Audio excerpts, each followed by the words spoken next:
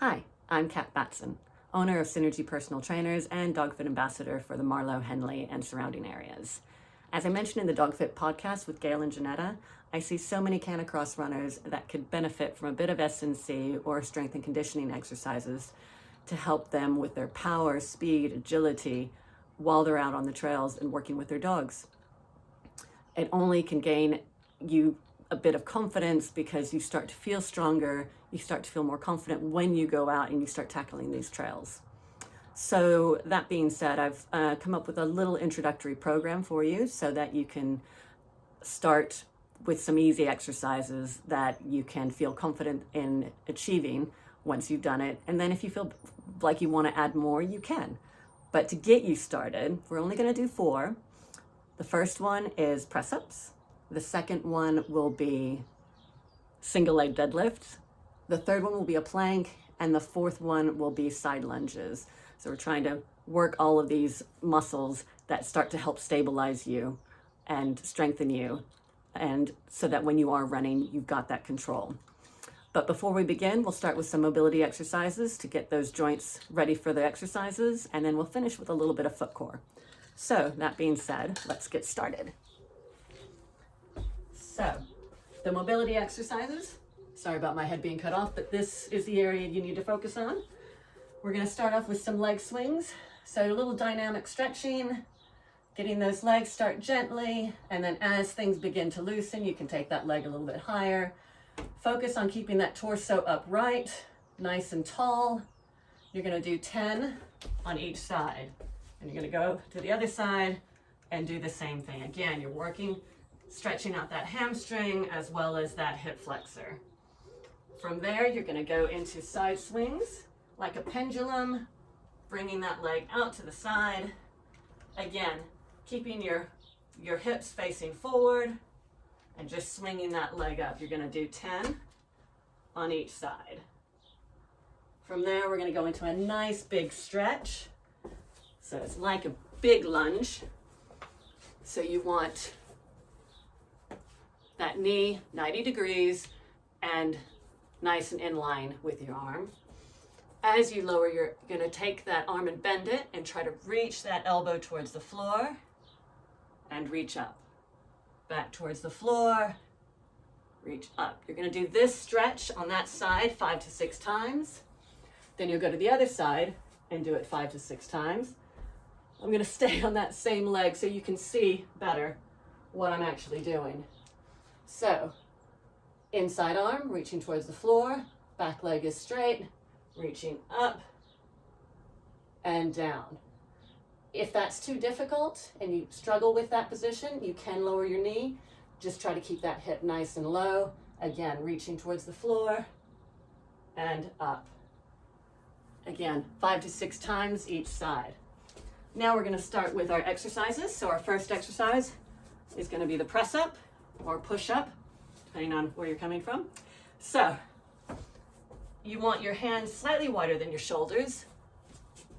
Nice plank position. And your elbows are going to point out and back. So lower yourself down and breathe out on the effort. From the side, again, if from your toes is too difficult, that's fine. You can go from your knees. But you want to focus on elbows out and back. Nice strong core, tuck the bum, pull the abs in. Breathe in on the way down, out on the way up. So it's nice and strong. Again, keeping your core nice and tight while you're going through that process. From that, we're going to go up onto our feet for exercise number 2. That's the single leg deadlift. So if you have a dowel rod lying around, by all means use it. If you don't, you can use a mop handle, a broom handle, or even a hockey stick. So you're going to take that end, put it right on top of your toe or your foot, just kind of where your shoelaces end.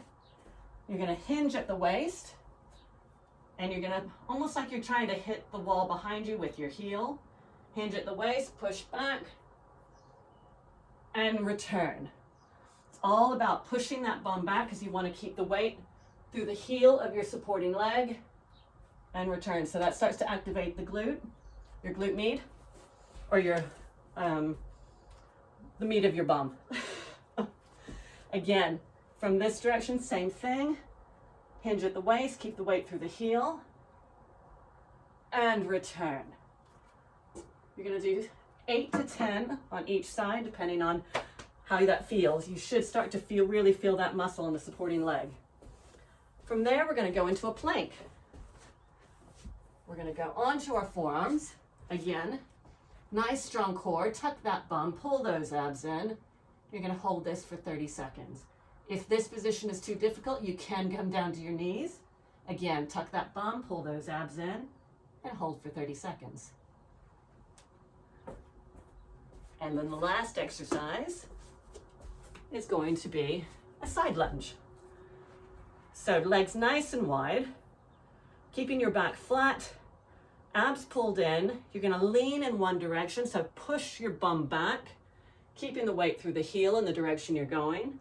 Reach towards the floor, nice flat back, push through that heel as you come up, squeeze at the top, back down to the other side, squeeze at the top. From the side, bum back, keep that back flat, reach towards the floor, push through that heel, and go to the other side. Nice and low, push through the heel, and up. So those are our 4 exercises. First was press-ups. Do 10 of those to start with. Second is your single leg deadlift, 8 to 10 each leg.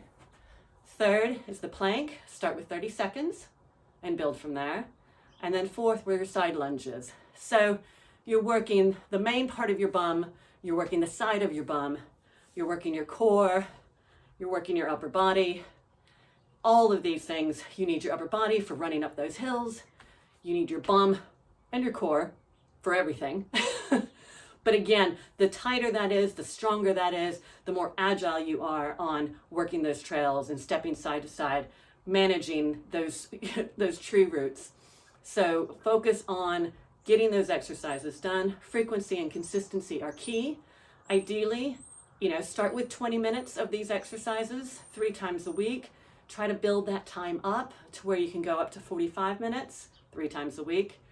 But ultimately, something's better than nothing. So I'd rather you do 2 times more than instead of 1, or 1 time instead of nothing, or 3 times instead of 2. So focus on frequency and consistency. Do these 3 times. So all of these exercises, 3 rounds. It won't take you any time. The first one will probably take you 20 minutes. So if you just get stuck in, you'll be golden. Last but not least, we're gonna do a little foot core. So shoes and socks off. I'm just gonna lower the camera and so you can see what I'm doing. So my foot is here. So you're gonna hold your toes down with one hand. You're gonna lift that toe as high as you can, up and down. You're gonna do 12 of those. And then you hold the big toe down and take your little toes up and down 12 times. You'll do that with both feet. Eventually you'll get to where you don't need to use your hand to hold your toes down, but it does take the brain a little while to come online with that one.